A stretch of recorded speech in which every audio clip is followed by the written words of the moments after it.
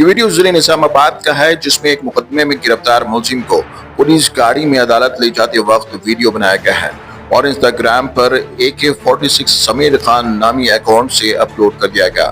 یہ واقعہ نہ صرف قانون کی دھجیاں اڑانے کا کھلا ثبوت ہے، بلکہ یہ بھی سوال اٹھاتا ہے کہ آخر ملزمان کو یہ جرت کیسے ہوئی کہ وہ پولیس حراست میں ہونے کے باوجود ایسی حرکت کرے۔ پولیس گاڑی، جو کہ ریاستی تحفظ کی علامت سمجھی جاتی ہے، اس میں بیٹھ کر ویڈیو بنانا اور اسے سوشل میڈیا پر نشر کرنا سیکیورٹی نظام پر ایک زوردار تماچا ہے۔ پولیس نے واقعے کا نوٹس لیتے ہوئے تحقیقات شروع کر دی ہے۔ ابتدائی شبہ ظاہر کیا جا رہا ہے کہ ملزم سے ملاقات کے لیے آنے والے افراد نے ہی ویڈیو بنائی ہو۔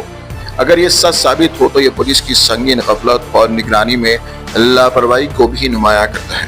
اب سوال یہ اٹھتا ہے کہ آخر پولیس گاڑی میں موبائل فون کا استعمال کیسے ممکن ہوا اور کیسے ایک حراستی شخص یا اس سے منسلک افراد کو اتنی آزادی دی گئی کہ وہ قانون کے احترام کو مذاق بنا سکے۔ ایسے واقعات نہ صرف پولیس کی ساکھ کو متاثر کرتے ہیں، بلکہ عوام الناس کے دلوں میں قانون کے نظام پر اعتماد کو بھی متزلزل کرتے ہیں۔ اگر مجرمین کو پولیس حراست میں بھی ایسی آزادی حاصل ہو جائے تو انصاف کا خواب کیسے پورا ہو سکتا ہے؟